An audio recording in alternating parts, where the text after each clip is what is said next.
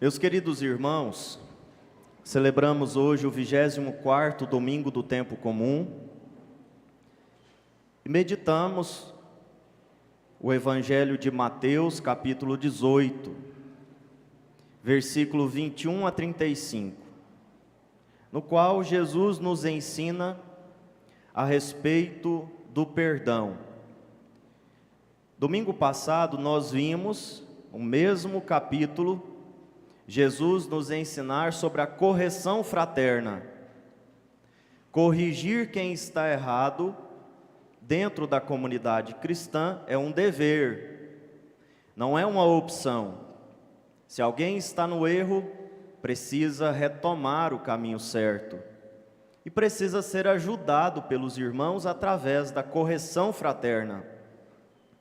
E nós vimos que o que move a correção fraterna, para ser uma correção verdadeiramente fraterna, é a caridade, é o amor. É o amor pelo irmão que está no erro, é o amor pelo irmão que está indo para o inferno e que precisa ser tirado daquela situação. Precisa ser tirado do inferno.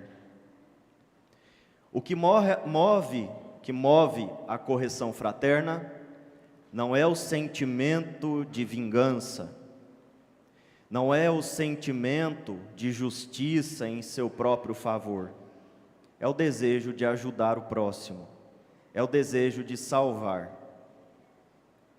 Nesta mesma linha, Jesus hoje fala sobre o perdão. O perdão também precisa acontecer dentro da comunidade cristã. Perdão é algo necessário, não é uma opção também para o cristão.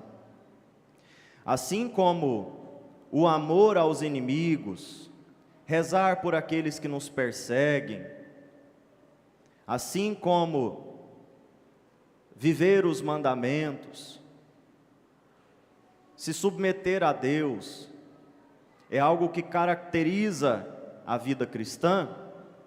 O perdão também é. Nós não vemos outras religiões ensinarem o perdão como nós ensinamos. Nós não vemos outras religiões, outras culturas, a não ser o cristianismo, falar sobre o amor aos inimigos, rezar por aqueles que fazem o mal, fazer o bem para aqueles que te fazem o mal. O cristianismo que ensina isso. Então aqui está uma marca da vida cristã, o perdão.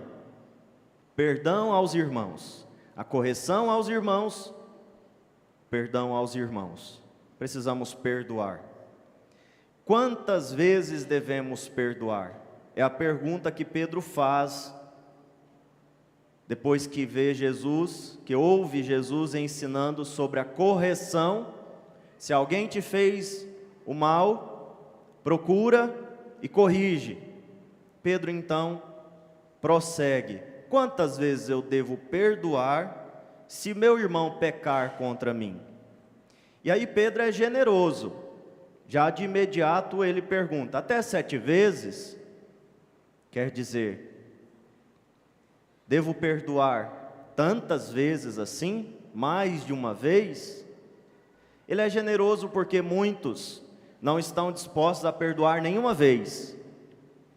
Muitos já colocaram no seu coração que perdoar é burrice, que perdoar é bobagem, que perdoar é coisa de gente tapada, de gente besta, de gente ingênua, que gosta de ser passado para trás.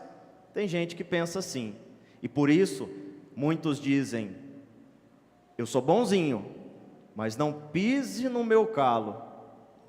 Eu sou bonzinho, mas não faça nada contra mim. Você não é bonzinho coisa nenhuma, você é mau, você é o demônio, você é o Satanás. Por quê? Porque quem guarda rancor, quem guarda mágoa, quem não dá uma segunda, terceira, quarta, quinta chance para o irmão, é o demônio. Deus não age assim. Nós vamos ver como é que Deus age. Satanás age assim, ele é eternamente rancoroso. Ele tem um rancor eterno por Deus e por nós. Uma mágoa, uma raiva, um ódio. Então a pessoa que diz, eu sou bom, mas não pise no meu calo, essa pessoa não é boa. E espero que você não seja uma dessa, que diz isso como se fosse algo virtuoso, como se nós devêssemos aplaudir esse tipo de coisa. Olha como ele é forte, como ele é corajoso, como ele é determinado. Ele, quando guarda mágoa para valer. A pessoa fala parecendo assim, que a gente tem que aplaudir esse tipo de coisa, né? Que a gente tem que divulgar. Todo mundo tem que saber como a pessoa é determinada no ódio, na raiva, no rancor. Então, Pedro é generoso. Até 7 vezes, como eu disse, muitos não estão dispostos a perdoar nenhuma vez. Só que a pergunta de Pedro, 7 vezes, não significa só um número. O 7 na Sagrada Escritura é perfeição. Podemos dizer assim sempre. Pedro pergunta, eu devo perdoar sempre o meu irmão? Se o meu irmão pecar contra mim, eu devo perdoar sempre? E Jesus, que é infinitamente mais generoso do que qualquer um de nós, e Ele provou isso na cruz, e prova isso todos os dias, vindo ao nosso encontro, apesar dos nossos pecados, apesar das nossas transgressões, apesar da nossa vileza, apesar da nossa fraqueza, apesar da nossa maldade. Ele prova isso, Ele vem ao nosso encontro com o seu amor, com a sua compaixão. Então Jesus, que é infinitamente mais misericordioso, mais generoso, diz, não, 7 vezes não, até 70 vezes 7. Sempre, sempre, sempre, sempre, sempre, sempre, até 70 vezes 7. Por que que nós devemos perdoar tanto? É a pergunta. Qual é o motivo? Qual é a razão do cristão perdoar ao infinito? Basicamente é isso, perdoar ao infinito.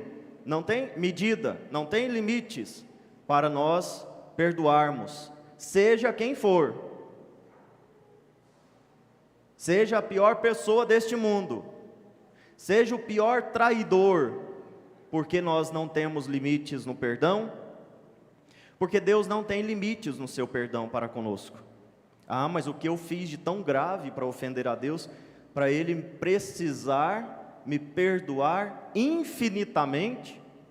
O que eu fiz? Eu não matei, não roubei, só fiz assim, pulei a cerca de vez em quando, falei umas bobagens, fiquei com raiva. Não sou uma pessoa tão ruim assim. Eu não ofendi tanto a Deus. Então, se eu não ofendi tanto, eu não preciso de um perdão tão grande. E se eu não preciso de um perdão tão grande, eu não preciso dar um perdão tão grande. Então tem limites. Nós vamos ver que não. Por quê? Porque quando nós ofendemos a Deus, nós ofendemos a sua dignidade. E a dignidade de Deus é infinita. Ele é Deus. Nós somos meros mortais, nós somos pequenos, mas não raramente nós achamos que nós temos dignidade infinita, e por isso a gente diz, eu não perdoo. Não adianta, pode fazer o que você quiser, pode rastejar aos meus pés, pode mudar o seu jeito, mas eu não perdoo. Para mim você morreu. A primeira leitura nos ensina que quando nós fazemos isso, nós nos colocamos no lugar de Deus. Quer dizer, eu sou Deus, e eu fui ofendido na minha grandeza, na minha alteza, eu fui ofendido na minha dignidade infinita, e portanto eu não te perdoo. Nada que você possa fazer, nada que você faz ou possa fazer é capaz de reparar o que você fez contra mim. porque eu sou Deus. É basicamente isso que a gente diz. Eu sou maravilhoso, eu sou uma pessoa ótima. Mais ou menos é assim que a gente diz. A primeira leitura nos adverte. Toma consciência do seu fim. Saiba quem você é. Você não é nada disso. Você é pequeno, você é pobre, você é miserável. E você depende do amor, da misericórdia, do perdão, da compaixão de Deus todos os dias. Então, a ofensa que nós causamos em Deus, ela é infinita. Por quê? Porque a dignidade dele é infinita. Como a gente pode entender isso? Vamos dar um exemplo aqui. Eu vou aproveitar que a minha mãe está aqui e vou dar este exemplo. já encolheu lá. Não vou contar nenhum pecado da senhora, não. Vou dar esse exemplo aqui, aproveitando a minha mãe. Digamos que eu não sou padre, mas vejo uma pessoa na rua, um bêbado, e eu não gosto de bêbados.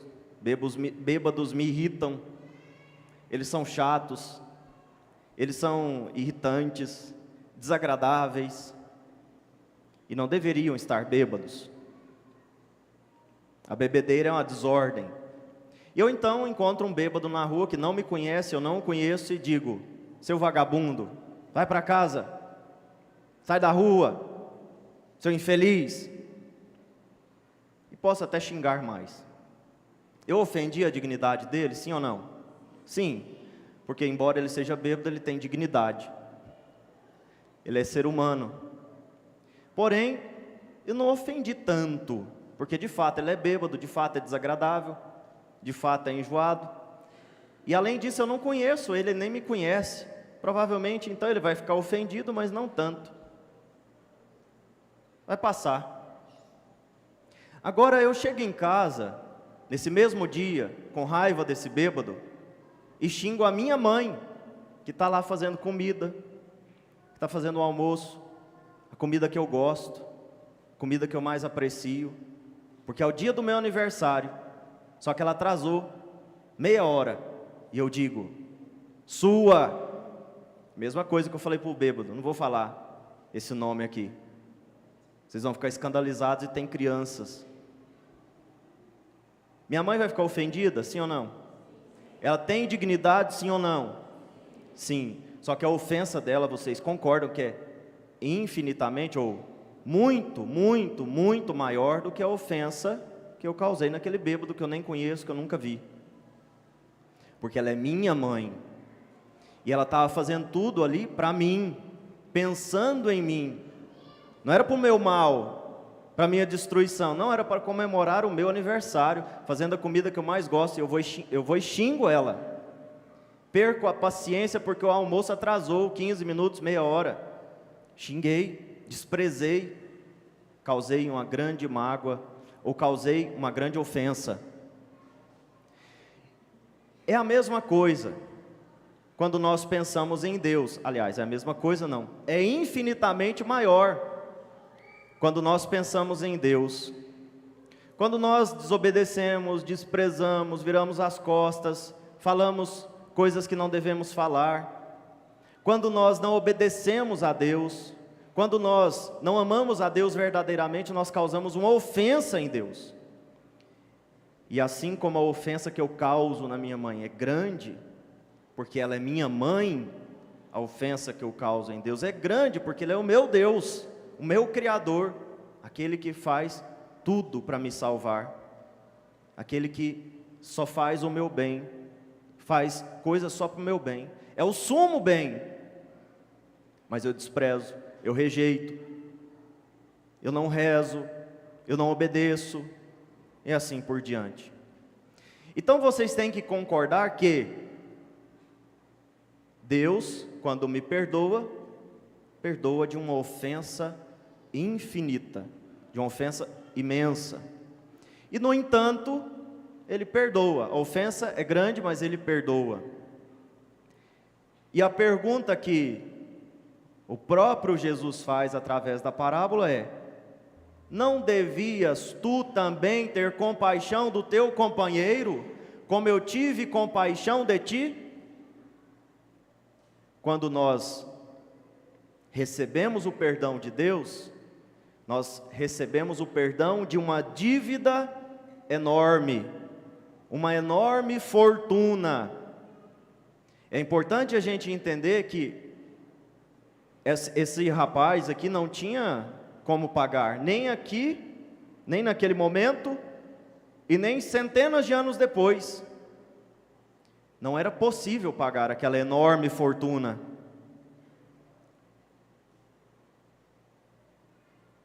Quando eu recebo o perdão de Deus, eu recebo o perdão de uma enorme dívida. Mas quando eu perdoo meu irmão, eu estou perdoando uma dívida. Pode ser até considerável, mas não chega nem perto da dívida a qual eu fui perdoado por Deus. Esta é a lógica. A lógica não é só porque o perdão é algo racional, é algo importante, é algo inteligente. Até os pagãos têm que perdoar. Se eles são inteligentes, eles perdoam. Arrastar mágoa não faz bem para ninguém. Arrastar rancor só traz doença, dor de cabeça, dor na coluna, dor nas pernas, insônia. Mágoa, rancor, ódio, só causa mal. Para quem vive, para quem carrega. Então até um pagão, usando a inteligência, ele admite a necessidade do perdão, como algo que diz respeito à nossa saúde mental e física também.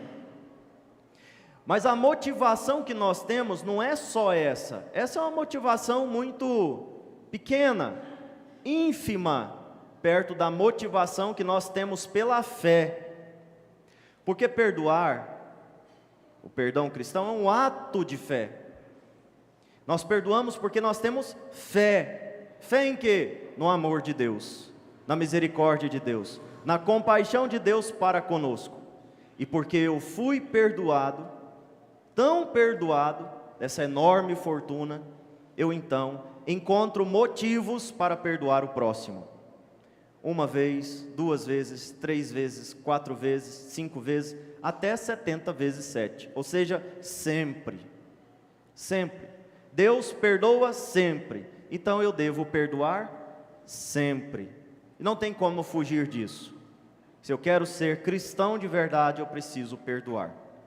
Agora eu concluo, acho importante dizer isso também, que perdoar não significa, ou perdoar de coração, não significa não sentir mais nada, ou não sentir um sentimento desagradável perto da pessoa.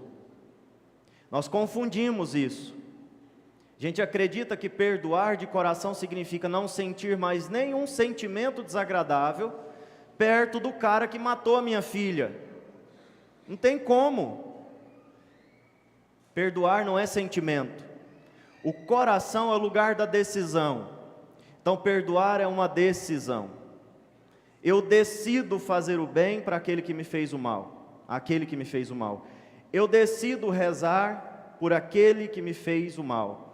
Eu decido estender a mão àquele que me apunhalou pelas costas, que me machucou, que pisou na bola.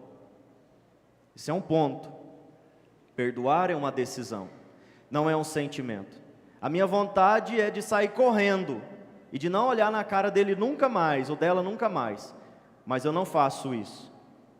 Estou determinado a fazer o bem a essa pessoa, porque Deus fez o bem a mim, faz o bem a mim, muito mais do que eu posso fazer por esse, muito mais. Então perdoar de coração é decisão. Eu vou fazer o bem para aquele que me fez o mal.